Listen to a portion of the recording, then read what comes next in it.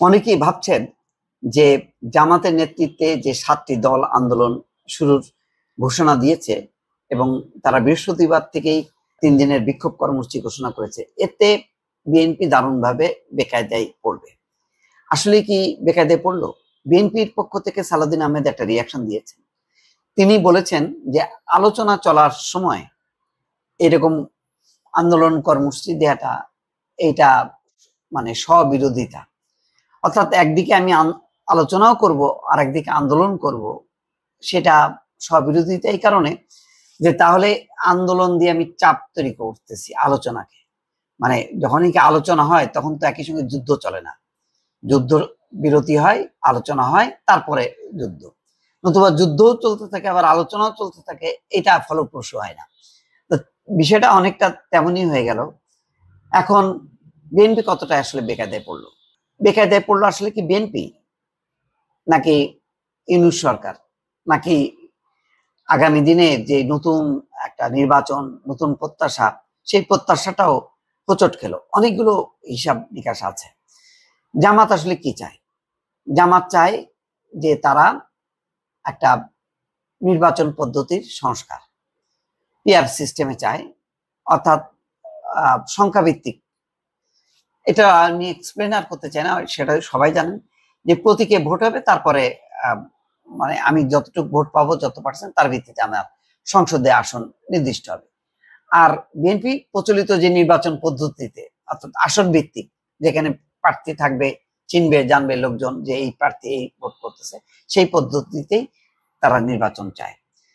কেন চায়? এতে মনে করে, বিএনপি মনে করে যে তাদের যে প্রচুর যে সাংগঠনিক ভিত্তি আছে, সেই ভিত্তিতে এবং তাদের নেতারা পরিচিত এলাকায়, ফলে তারা বেশি সংখ্যায় জিতে আসতে পারবে তাদের সংগঠনের অবস্থায়। তেমন জামাত হয়তো তেমনটা মনে করে না। জামাত হয়তো 20, 30, 40, 50টা জায়গায় তাদের প্রার্থীরা পরিচিত, কিন্তু তারা যদি একটা জোয়ার তুলতে পারে যে জামাত মানেই হচ্ছে সৎ লোকের শাসন, দুর্নীতি মুক্ত, এবং সেইভাবেই তারা কিন্তু নিজেদেরকে প্রতিষ্ঠিত করেছে যে এই ইসলামী ধারার এরা লুটপাট করে না, দুর্নীতি করে না, ফলে আমাদের প্রতীকে ভোট দাও, তাহলে হয়তো ভোটের রেশিওটা অনেক বাড়বে এবং তারা সংসদে ভালো অবস্থান নিতে পারবে।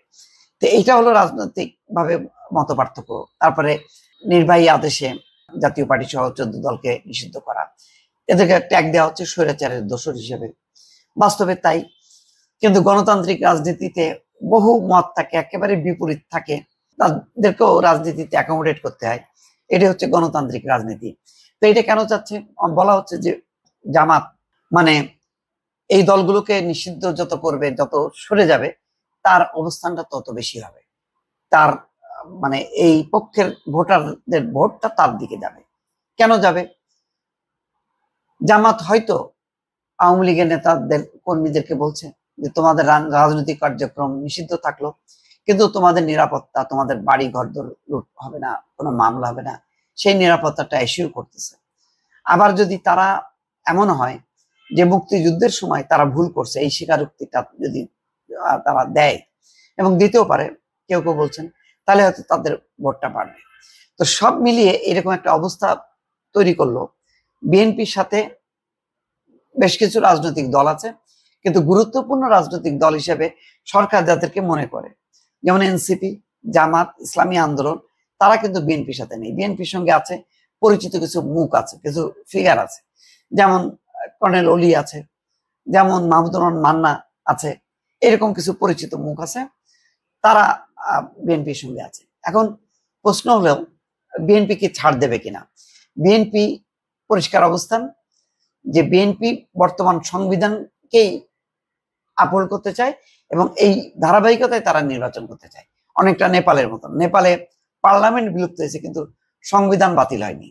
তো বাংলাদেশেও তেমন, পার্লামেন্ট বিলুপ্ত হয়েছে কিন্তু সংবিধান বাতিল হয়নি। ওই ধারাবাহিকতায় নেপালে যেমন 6 মাস পর নির্বাচন হবে, বিএনপিও চায় যে এই ধারাবাহিকতায় একটা নির্বাচন হোক, নির্বাচিত সরকার তারপরে যে জুলাই সনদের অঙ্গীকার আছে সেগুলি পূরণ করুক। এখন এই যে আন্দোলনে চলে গেল আর বিএনপি যে আন্দোলনে গেল না, তাহলে মনে হবে যে এই আন্দোলনটা শুধু সরকার না, টার্গেট হচ্ছে আসলে বিএনপি। তাহলে বিএনপি কি চুপ করে বসে থাকবে? বিএনপির এখন কৌশল কি? সবার মনের কিন্তু এখন প্রশ্ন যে জামাত আন্দোলন করতে করতে তারা একটা মানে তারপরে নির্বাচন, সেটার একটা ফল তারা হয়তো পাবে। বাংলাদেশের রাজনীতির ইতিহাসে তাই দেখা যায় যে যারা আন্দোলন করে দাবি আদায় করতে পারে তারা নির্বাচনে জয়যুক্ত হয়। তো সেরকম একটি ধারা তৈরি করার জন্য কি জামাত মাঠে নামলো? এই অবস্থায় বিএনপি কি চাপে পড়লো? তবে একটা রক্ষা, যে জামাতের নেতৃত্বে যে দলগুলো এখন পর্যন্ত তারা হচ্ছে ইসলামী ধারা, ধর্মভিত্তিক। সেখানে এনসিপি থাকার কথা, কিন্তু এনসিপি নেই। গণ অধিকার পরিষদের থাকার কথা, তারা নেই। এবি পার্টি থাকার কথা, তারা নেই। এইটা একটা ভালো বিএনপির জন্য কিছুটা রক্ষা, যে শুধু ধর্মভিত্তিক রাজনৈতিক দলগুলো যদি একদিকে হয়, আরেকদিকে লিবারেল ডেমোক্রেটিক রাজনীতি যারা করে তারা যদি একটা জোট হয়, তখন মানুষ বিবেচনা করবে যে আমি কোন দিকে যাব। কিন্তু ঘটনা হলো, যদি আন্দোলন করতে করতে বিএনপি জামাত এমন একটা অবস্থায় নিয়ে যায়, তখন কি বিএনপিও বাধ্য হয়ে রাজপথে নামবে? আর রাজপথে নামলে কি সেটা সংঘাতের দিকে চলে যাবে? বিষয়টা কিন্তু বিএনপির জন্য অত্যন্ত বিব্রতকর এবং চিন্তার বিষয়।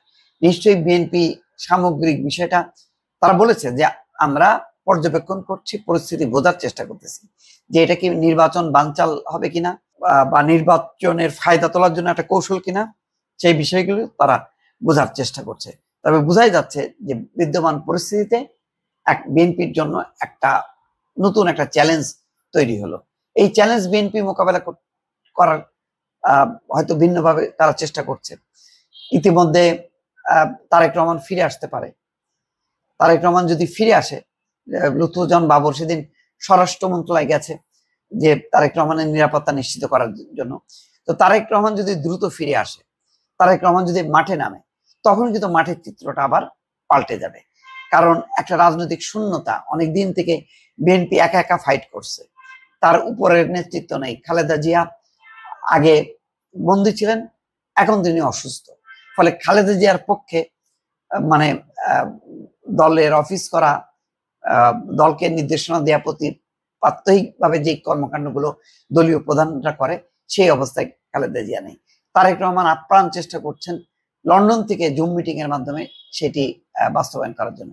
কিন্তু তিনি যদি ফিজিক্যালি উপস্থিত হন দেশে, তখন কিন্তু সিনারিও পাল্টে যাবে। ফলে রাজনীতিতে সামনে আমার ধারণা যে আগামী 15 দিন 1 মাসের মধ্যে একটা নাটকীয় পরিস্থিতির উদ্ভব করবে। তারপরে বোঝা যাবে যে বিএনপি এই শক্ত চ্যালেঞ্জটা মোকাবেলা করতে পারবে কি পারবে না। দর্শক।